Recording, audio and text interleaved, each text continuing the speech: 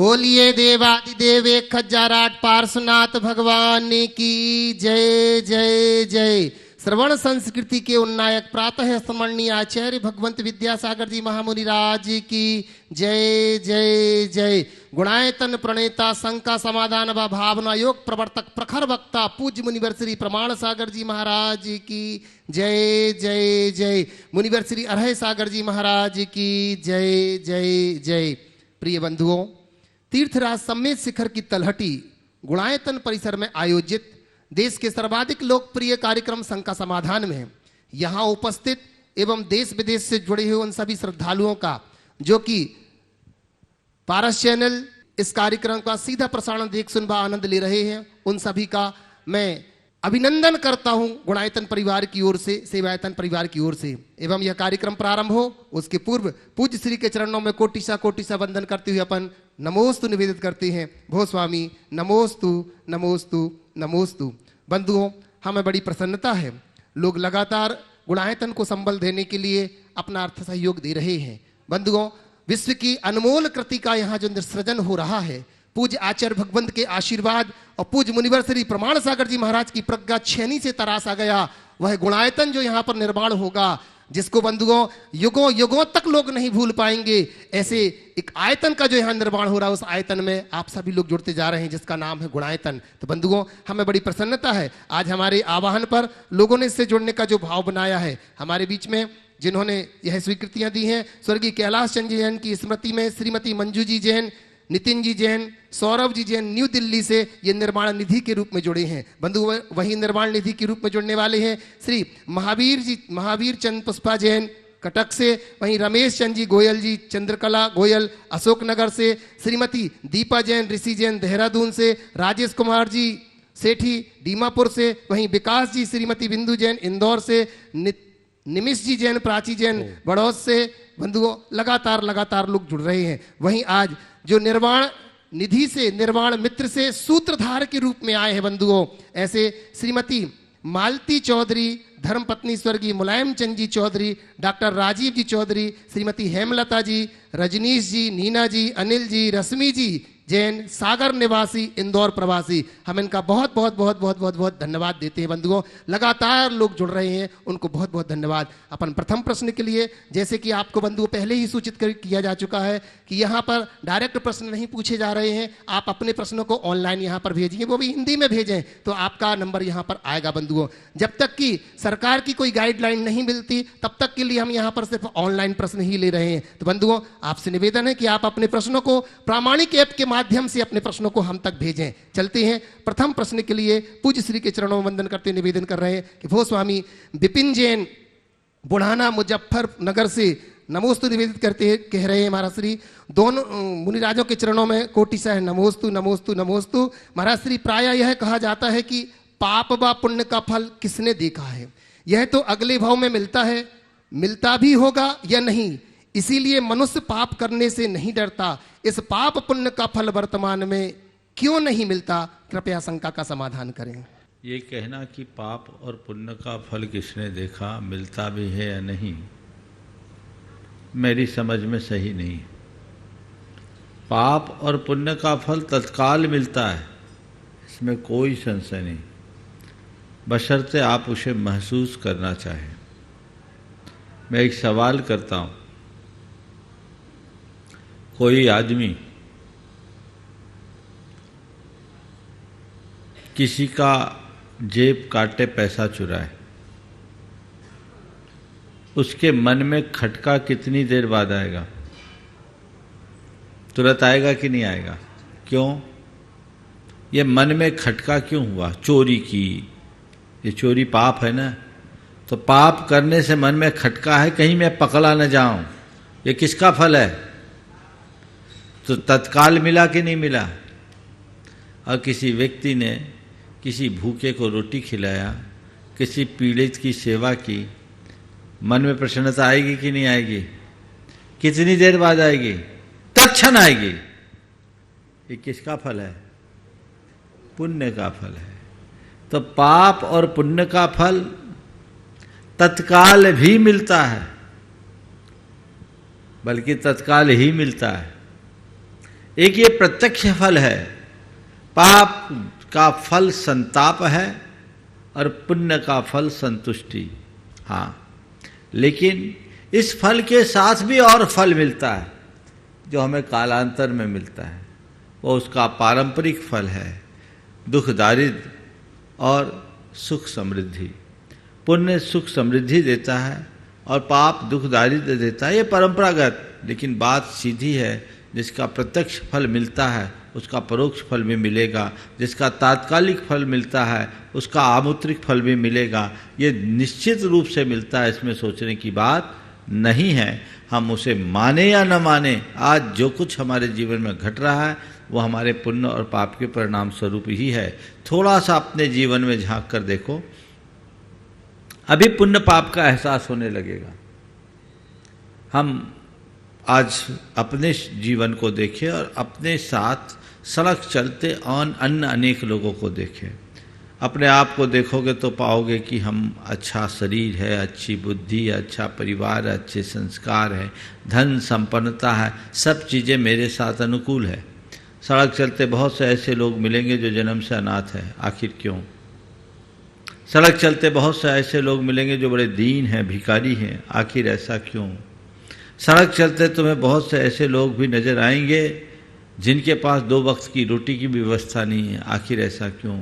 सड़क चलते तुम्हें ऐसे भी बहुत सारे लोग मिलेंगे जो अंगहीन हैं, अपाहिज हैं या अपने आप में लाचार हैं, आखिर ऐसा क्यों? ये जो चीज़ें हैं, इन सब की वजह क्या है? तुम आज बड़े एक सभ्य व्यक्ति की तरह जी रहे हो, तुम्हें सड़क चलते ऐसे भी लोग मिलेंगे जो सुबह से शाम तक झगड़ते ही रहते हैं, जो पापाचार में लगे रहते हैं, जिनके जीवन में घोर अशांति। आखिर ऐसा क्यों? अच्छाई है तो बिना वजह नहीं, और बुराई है तो वजह नहीं, बिना वजह नहीं।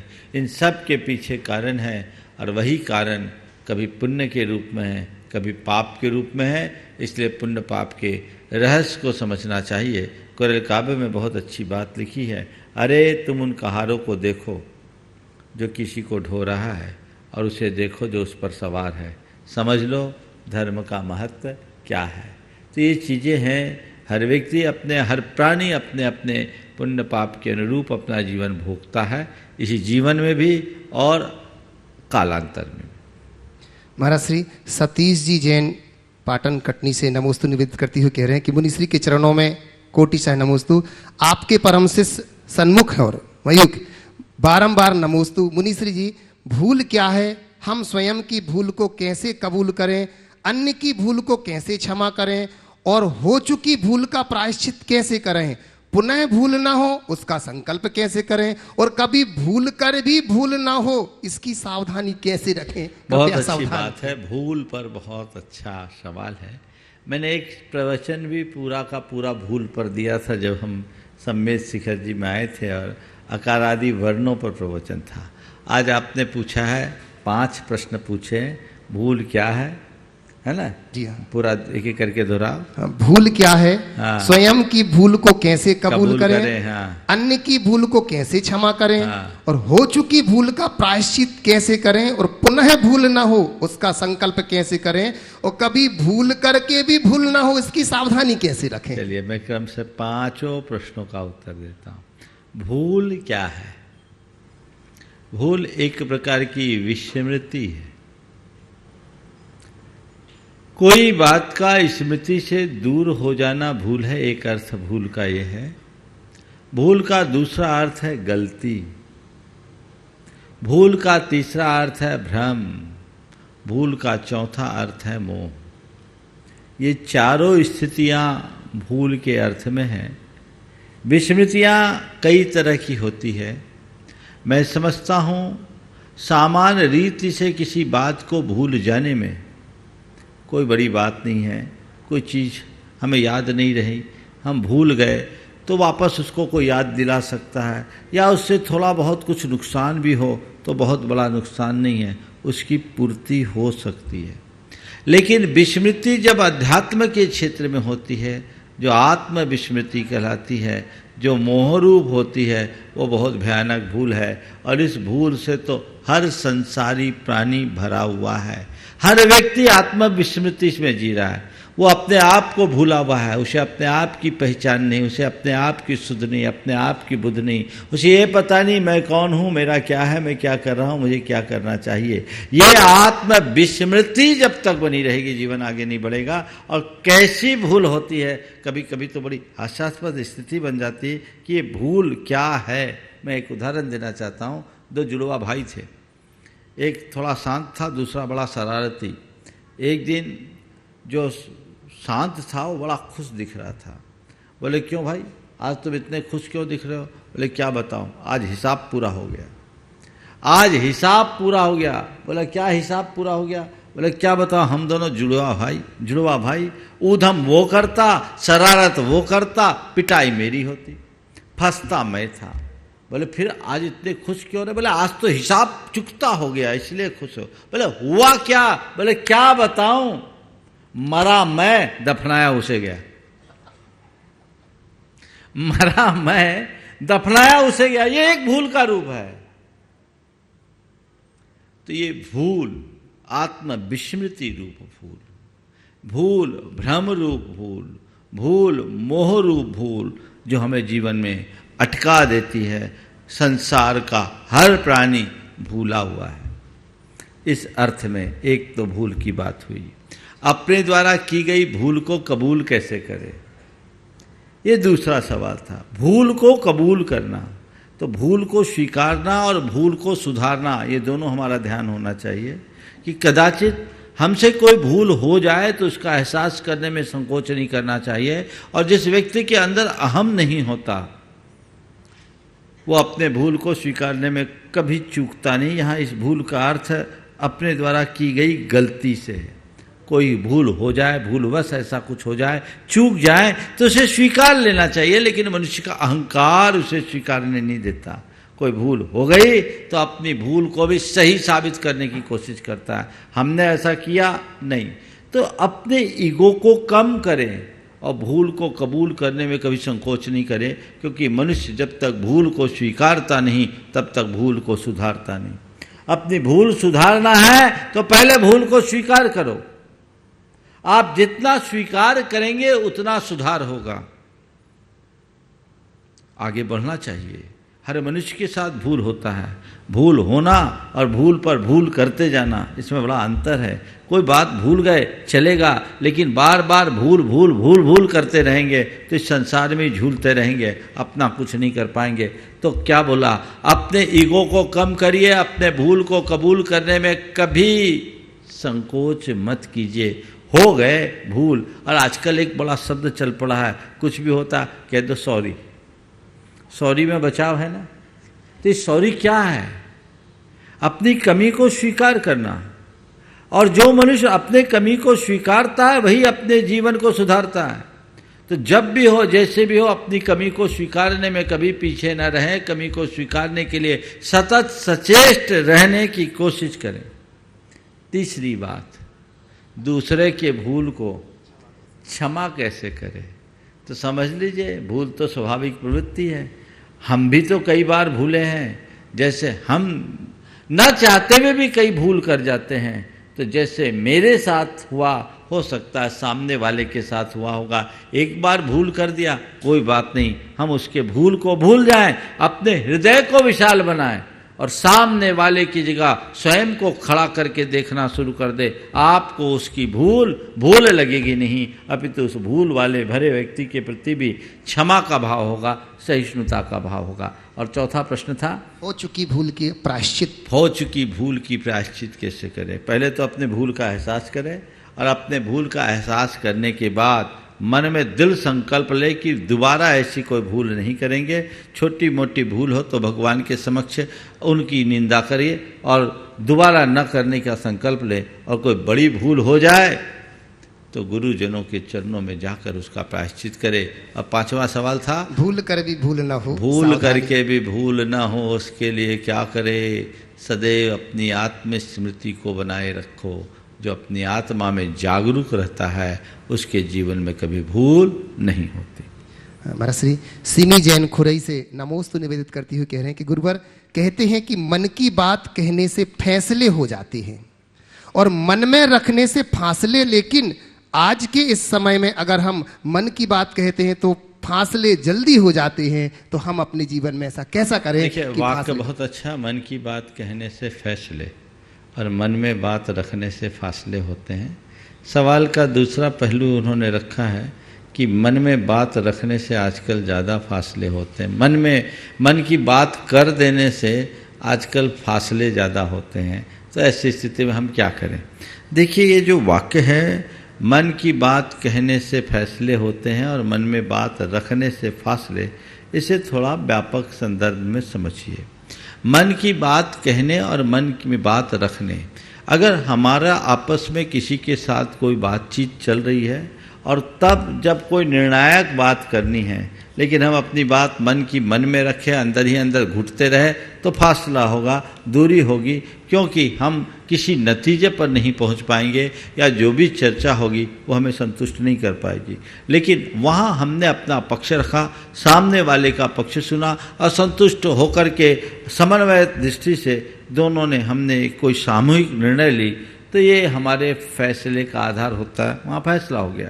लेकिन ऐसी जगह अगर हम मौन रखेंगे तो फासला तो बढ़ेगा ही। ये एक संदर्भ में बहुत अच्छा है।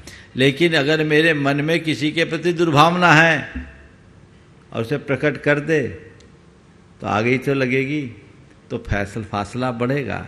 जिनका हृदय पवित्र है, जिनके मन में कोई कटुता नहीं, किसी प्रकार की कोई बात है जो प्रेम का विस्तार चाहते हैं, वे मन की बात शेयर करते हैं और सामने वाले की मन का भ्रम निवारण करने में समर्थ होते हैं, तो उनके फैसले उनके जीवन को आगे बढ़ाते हैं। जिनकी मनोवृत्ति खराब है, वो कोई फैसला ले तो फासला बढ़ता ही। ओ महाराज श्री नवीन जैन सिलचर से नमोस्तु निवेदित करते हुए कह रहे हैं कि गुरुदेव, वादे और यादों में क्या अंतर है? लोग कहते हैं कि वादे इंसान को तोड़ता है और यादें इंसान को तोड़ देती हैं। कृपया शंका का समाधान करें। वादे और यादों में क्या अंतर है? वादे वादे इंसान को जोड़ता है, तोड़ता है। वादे इंसान तोड़ता है। अरे ऐसे करो वादे इंसान तोड़ता है और यादें इंसान को तोड़ती है। ठीक बात है। देखिए, बहुत अच्छा वाक्य है जिनका भी ये वाक्य है, वादे और यादों में। वादे, हाँ ठीक है, समझ रहा हूँ। वादे और यादों में क्या फर्क है? देखिए, वादे हमेशा दूसरों के लिए की जाती है और यादें हमेशा दूसरों की आती है। वादे हम दूसरों की संतुष्टि के लिए करते हैं और यादें हमारी अपनी स्मृति से जन्मती। जब हम दूसरों के लिए वादे करते हैं तो हो सकता है उसमें हम कुछ छल भी रखें और वो वादे तोड़ दें, तो मनुष्य उस वादे से विमुख हो जाता है। तो वादे को तोड़ना मनुष्य की दुर्बलता है। लेकिन यादें चूँकि वो हमारे मन में बसी होती है और उस यादों में बसा हुआ व्यक्ति का मन टूट जाता है, और इसलिए मैं कहता हूँ, न झूठे वादे करो जिसे तोड़ना पड़े, न ऐसी यादें रखो जो तुम्हें तोड़ दे।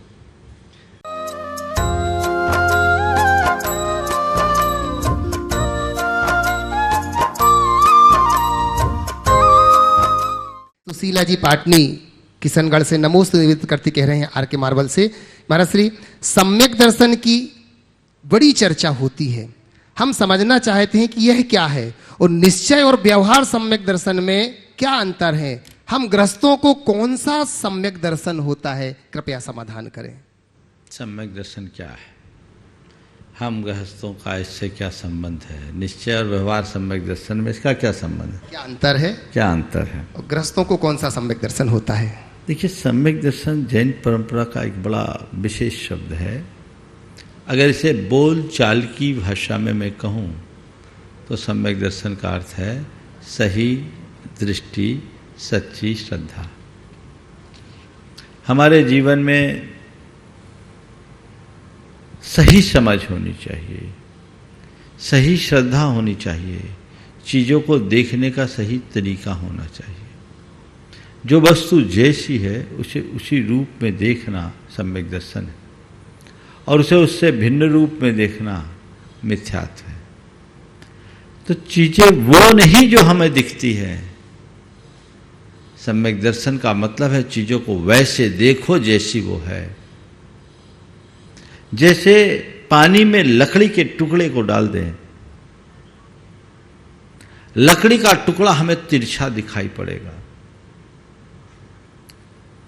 कोई भी साधारण व्यक्ति अगर उस टुकड़े को देखेगा तो उसे लगेगा कि लकड़ी तिरछी है।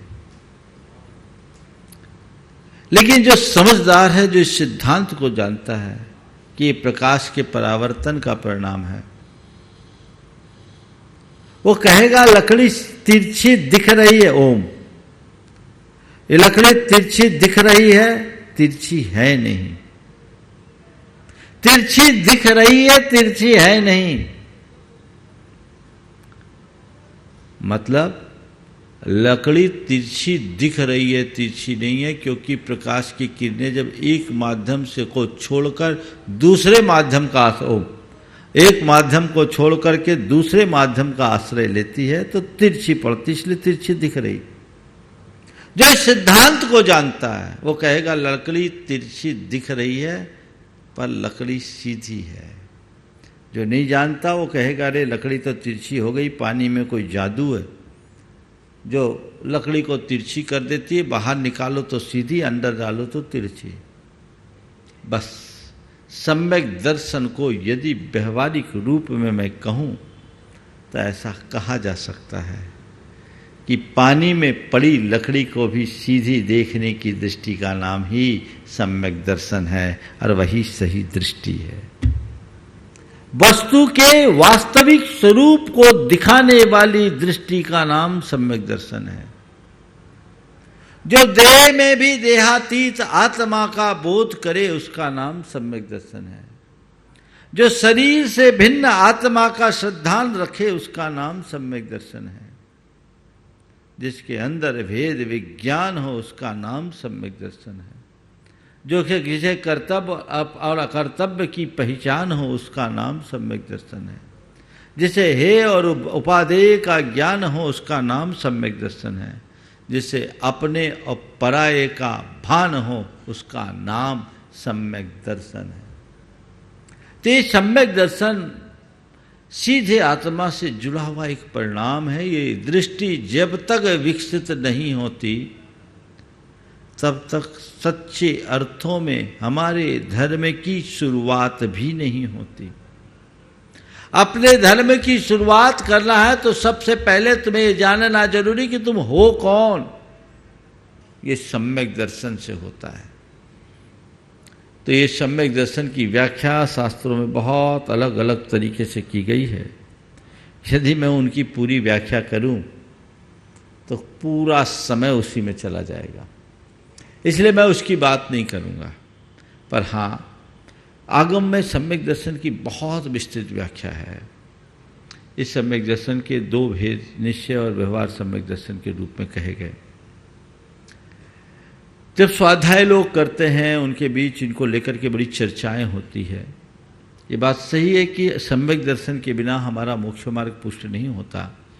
जैन परंपरा के अनुसार जैसे अंक के अभाव में शून्य का कोई महत्व नहीं, जीरो लिखो, एक नहीं, एक जीरो के आगे आप 100 जीरो लगा दो, उसकी कोई वैल्यू है।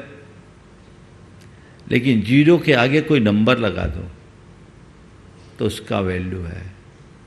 तो सम्यक दर्शन अंक है और बाकी शेष धर्माचार जीरो है, शून्य है। इसे सम्यक दर्शन होना चाहिए, और बिना सम्यक दर्शन के तुम्हारा धर्म फलीभूत नहीं होता। और इस सम्यक दर्शन के दो भेद बताए, जैसा अभी प्रश्न में कहा गया, निश्चय और व्यवहार। इसकी चर्चा तत्व जिज्ञासुओं के मध्य नित्य होते रहती है। निश्चय सम्यक दर्शन क्या, व्यवहार सम्यक दर्शन क्या, इसे समझिए। सम्यक दर्शन तो सम्यक दर्शन है, आत्मा के श्रद्धान का नाम, तत्व के श्रद्धान का नाम सम्यक दर्शन है। लेकिन इसकी भूमिका अलग अलग है। जब हम नीचे की भूमिका में रहते हैं तो हमारी श्रद्धा में और आचरण में भिन्नता दिखती है, और एक अवस्था है जहाँ श्रद्धान और आचरण में एक रूपता होती है। जहां श्रद्धा और आचरण में भिन्नता है समझना वह व्यवहार सम्यक दर्शन है, और जहां श्रद्धा और आचरण में एक रूपता है तो समझना वहां निश्चय सम्यक दर्शन है। व्यवहार सम्यक दर्शन और निश्चय सम्यक दर्शन, श्रद्धा और आचरण में अंतर और श्रद्धा और आचरण में एक रूपता। अंतर क्या है दोनों में? एक आम व्यक्ति जो जान रहा है शरीर भिन्न है, आत्मा भिन्न है, घर परिवार मेरे अलावा मेरा एक परमाणु भी मेरा नहीं है, ये पक्का श्रद्धान है, लेकिन फिर भी अभी घर परिवार से घिरा है, अभी संसार से घिरा है, अभी गोरख धंधे में लगा है, अभी पर से नाता है, जान रहा है ये मुझसे पृथक है, भिन्न है, फिर भी अभी उनसे लगाव है, मुझसे भिन्न है फिर भी मेरे, ये राग भाव है। इसी को सराग सम्यक दर्शन भी कहा जाता है।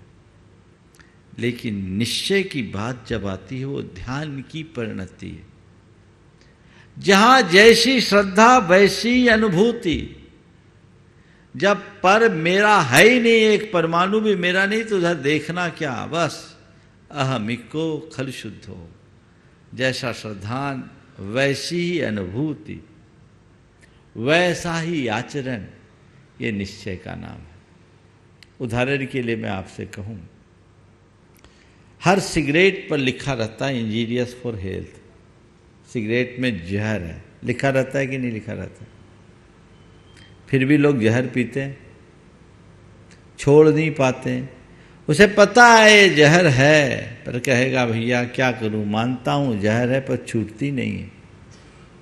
और उसी व्यक्ति को यदि कोई कहे कि ये पोटासियम साइनेट है, थोड़ा सा इसका टेस्ट बता दो, तुम्हें 10 लाख देंगे, कोई बताना चाहेगा?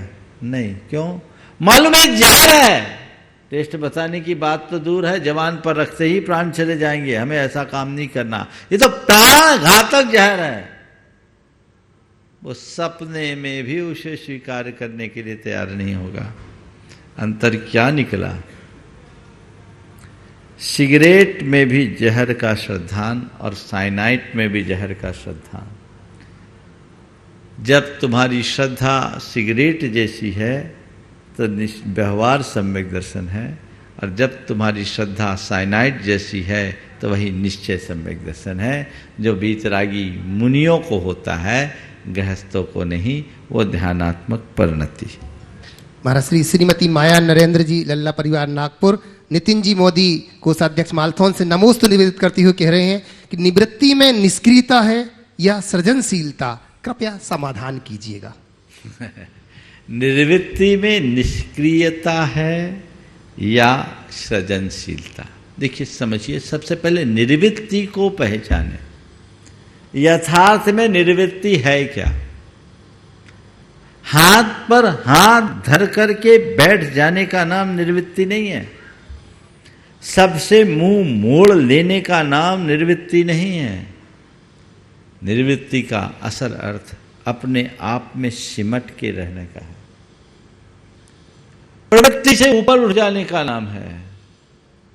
और जो प्रवृत्ति से ऊपर उठ जाता, अपने आप में सिमट जाता है, उसके अंदर एक अलग प्रकार की सर्जना प्रारंभ होती है। वो अपने भीतर एक नया सृजन करता है जो उसका अपना होता है। अकर्मण्य होकर के बैठना ये निवृत्ति नहीं, ये एक प्रकार का उचाट है। अपने कार्यों में तत्पर रहते हुए अनावश्यक बातों से दूर हटना, ये निवृत्ति का व्यवहारिक रूप है। जो करने योग्य कार्य है उसे पूरी तत्परता से करो, और जो अकरणीय है उससे दूर रहो, तो वो निवृत्ति है। और पूर्ण निवृत्ति में तो सब संपर्क ही टूटता है। मैंने कहा अपने आप में सिमट जाना निवृत्ति है, तो दूसरा कोई दिखे ही नहीं। लेकिन जब तक दूसरों के बीच हैं तो हमारी निवृत्ति ऐसी हो जो हमारे जीवन को एक रचनात्मक दिशा दे और अपने कार्यों में पूर्ण तत्परता दिखाए। लता जी गंगवाल गुणायतन मंत्री, उनके बेटे रम्यक और अरहत महाराज श्री आपके चरणों में वंदन करते हुए पूछना चाह रहे हैं कि भाई और भाई के मध्य कैसा संबंध होना चाहिए, कृपया समाधान करें। आज वो यहाँ उपस्थित हैं, पर चूंकि अपन कह रखे हैं कि ऑनलाइन प्रश्न, तो भाई और भाई के मध्य कैसा संबंध होना चाहिए, मैंने तो एक पूरा प्रवचन ही इस पर किया है। जिन्हें विस्तार से सुनना है वहां सुन लें, लेकिन आपने पूछा है तो अत्यंत संक्षेप में उत्तर दूंगा। भाई और भाई के बीच का संबंध दूध और पानी जैसा होना चाहिए। जो दोनों अलग होकर मिले तो एक मेक हो जाए, दूध पानी में घुल जाए, पानी दूध में घुल जाए, दोनों एक दूसरे में घुल मिल कर रहे, इसका नाम ही है भाई और भाई का संबंध।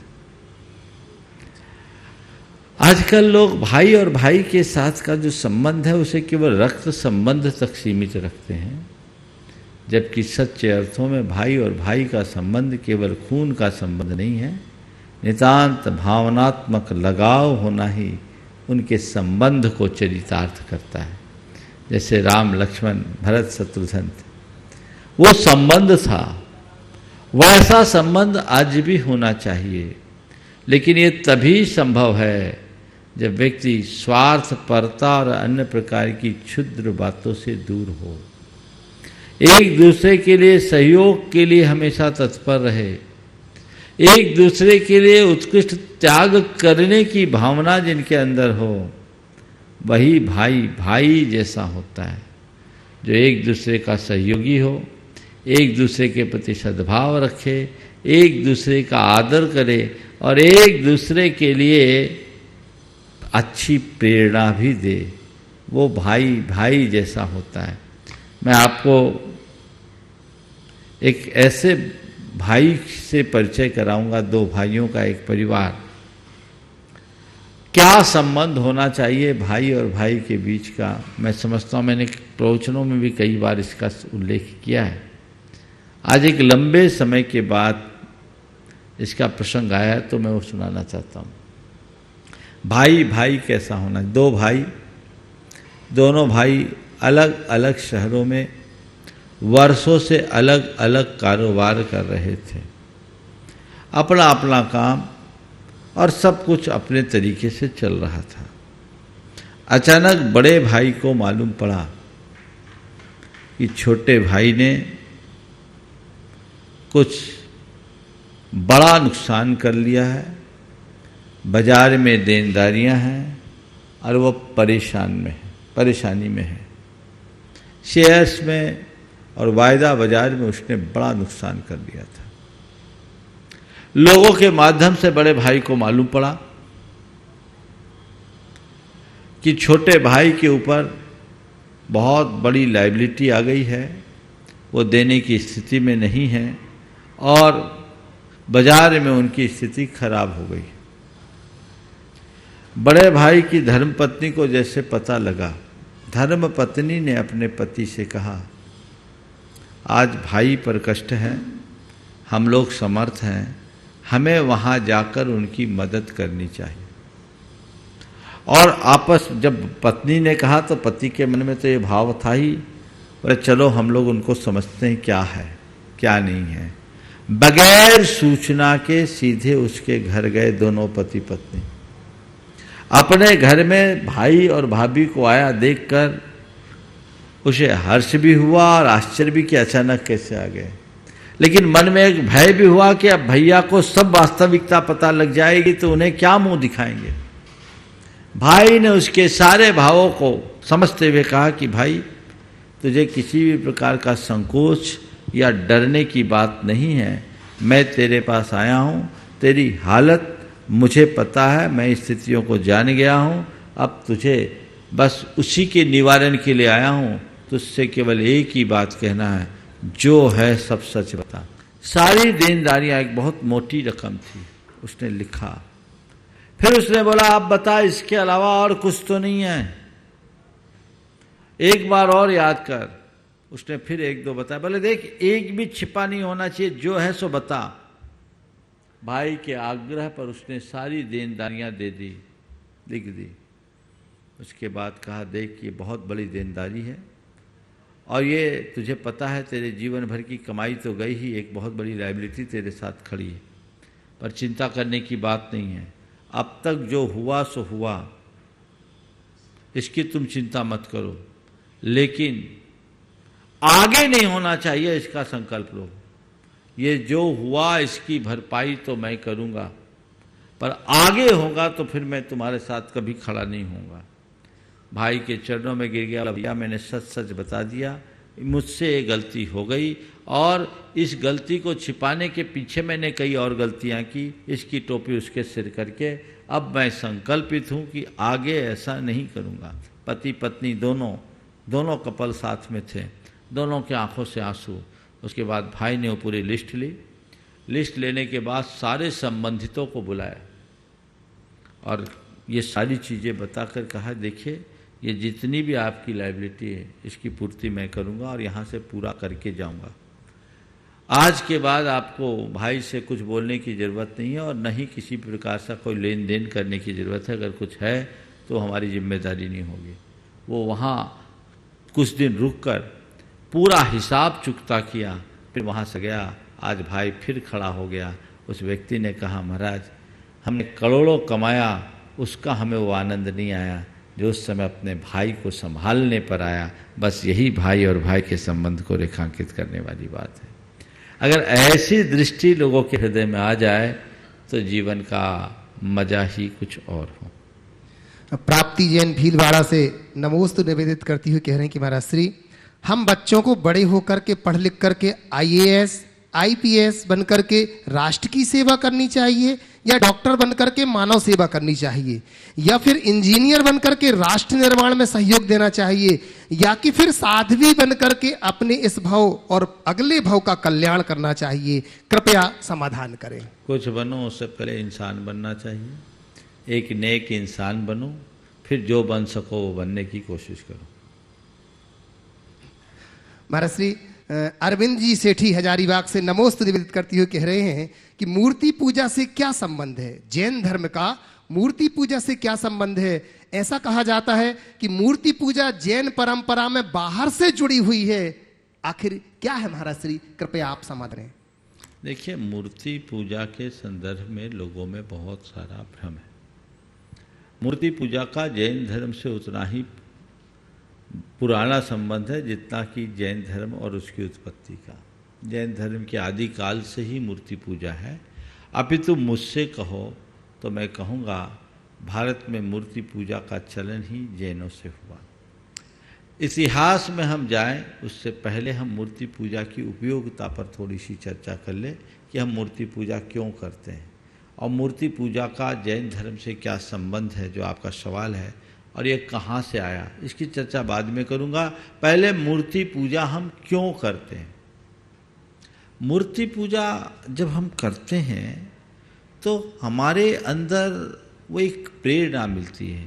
दरअसल जिस परमात्मा को हम मंदिर में विराजमान करके मूर्ति के रूप में पूजते हैं वो परमात्मा अमूर्त है, पर उस अमूर्त तत्व तक सीधे पहुंचना हमारे बस की बात नहीं है।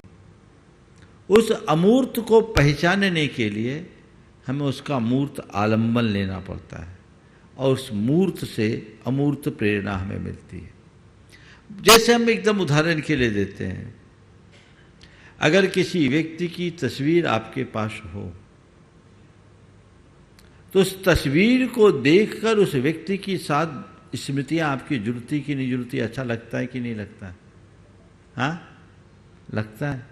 क्यों लगता है? कागज का टुकड़ा ही तो है। औरों के लिए कागज का टुकड़ा हो सकता है, पर मेरे लिए तो मेरा प्रिय है। चाहे वो माँ बाप के रूप में हो या भाई बंधु के रूप में हो या प्रेमी के रूप में हो, कोई हो, मेरा वो प्रिय है, मेरा वो इष्ट है। ये जो भाव है ये उससे हमें जोड़ता है। तो जैसे कागज पर अंकित चित्र हमारे चित्त को प्रभावित करता है, वैसी मंदिर में विराजमान मूर्ति भी हमें हमारे भगवान से जोड़ती। भगवान से, हमें हमारे भगवान से जोड़ती है। तो मूर्ति पूजा के लिए हमें भगवान से जुड़ने और जोड़ने की बात होनी चाहिए। उस अनुरूप अपना कार्य है मूर्ति पूजा का। ये महत्व है कि भावनात्मक जुड़ाव मूर्ति के माध्यम से हमें प्राप्त होता है।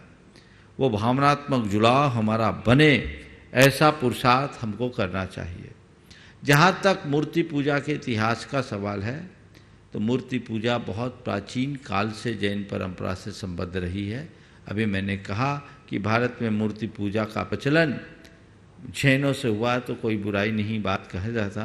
हड़प्पा और मोहनजोदड़ो के उत्खनन से प्राप्त अवशेषों में, हड़प्पा और मोहनजोदड़ो के उत्खनन से प्राप्त अवशेषों में हमें एक ऐसी मूर्ति मिली है जो दिगंबर मूर्ति का द्योतक है, जो आज से 5000 वर्ष पुरानी सभ्यता का द्योतक है।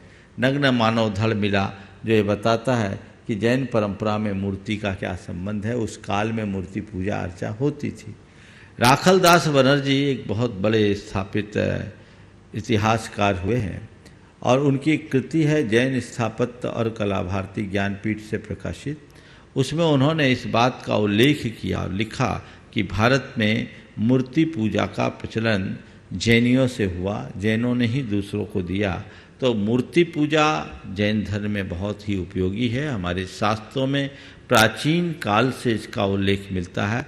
तीर्थंकरों के तीर्थ काल में भी मूर्तियां रहती थी। जब साक्षात तीर्थंकर होते तो उनके समोसरण में भी मूर्तियों का उल्लेख देखने को मिलता है। मूर्तियां वहाँ विराजमान रहती थी।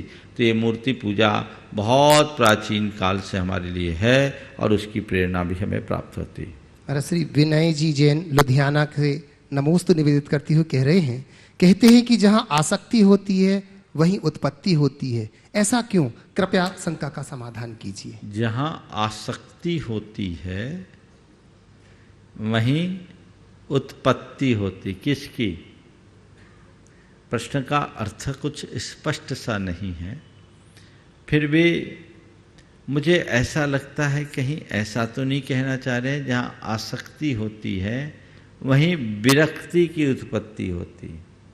एक अर्थ ये, और आसक्ति के साथ उत्पत्ति को जोड़े तो इसे हम दूसरे तरीके से कह सकते हैं कि जब हमारे अंदर किसी चीज़ के प्रति लगाव का भाव होता है तभी हमारा मन उसे पाने के लिए मचलता है, और जब हमारा मन किसी चीज़ को पाने के लिए मचलता है तभी हम उसे पाने का प्रयत्न करते हैं, और जब हम प्रयत्न करते हैं तभी हम किसी चीज़ का आविष्कार करते हैं।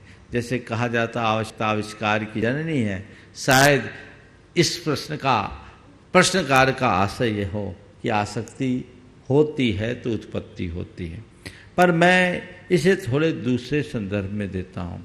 जब तक तुम्हारे भीतर आसक्ति है दुख की उत्पत्ति है। आसक्ति ही दुख का मूल है और विरक्ति है तो सुख की प्राप्ति होगी। ललिता जी जैन लुधियाना से नमोस्तु निवेदित करती हुए कह रहे हैं कि जब हम लोगस्य का ध्यान लगाते हैं, कायोत्सर्ग करते हैं 20 या 50, तो उसमें उनको गिनेंगे कैसे? लोगस का ध्यान जो करते हैं, लोगस का उच्चारण खासकर स्थानकवासी और परंपरा में नित्य पढ़ते हैं, इस बीच में कायोत्सर्ग करते हैं तो मानसिक रूप से उसकी गणना कर सकते हैं।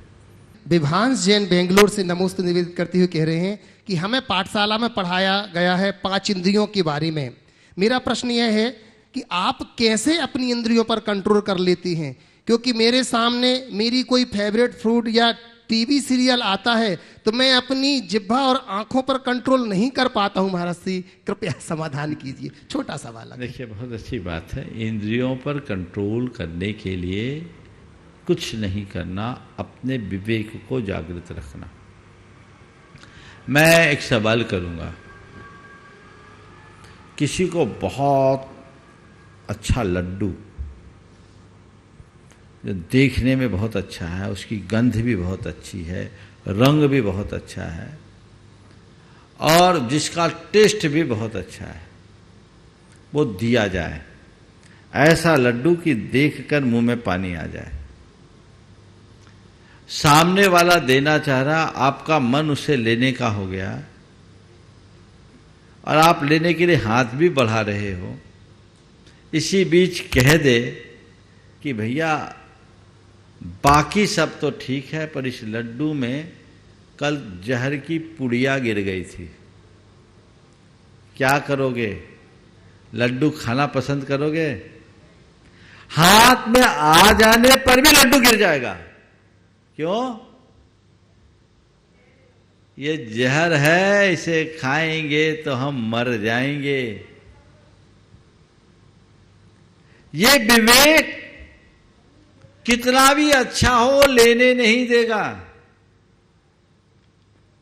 तो जैसे लड्डू के प्रति ऐसा विवेक होने से व्यक्ति लड्डू जैसी वस्तु के उपभोग से अपने आप को दूर कर लेता है, ऐसे ही व्यक्ति के हृदय में इंद्रिय विषयों के प्रति जितना विवेक होता है वो अपने जीवन को उतनी ही मर्यादा में जीता है।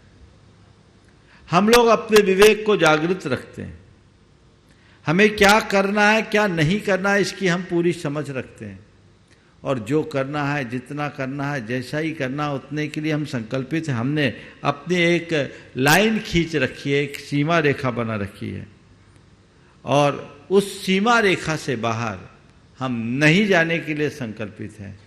आप सबसे भी मैं कहता हूं, मन जाएगा, खाने के लिए भी ललचता है, पीने के लिए भी ललचता है, देखने के लिए भी ललचता है, और हर इंद्रिय के विषयों के लिए ललचता है, लेकिन उसकी एक बाउंड्री होनी चाहिए कि इतना करना, इससे ज़्यादा नहीं करना।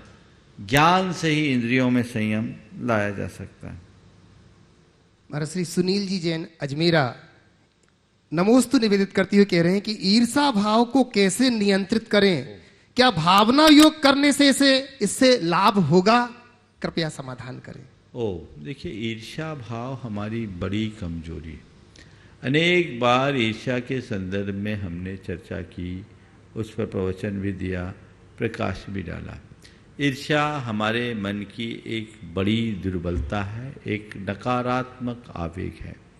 परगुण असहिष्णुता ही ईर्ष्या का मूल है।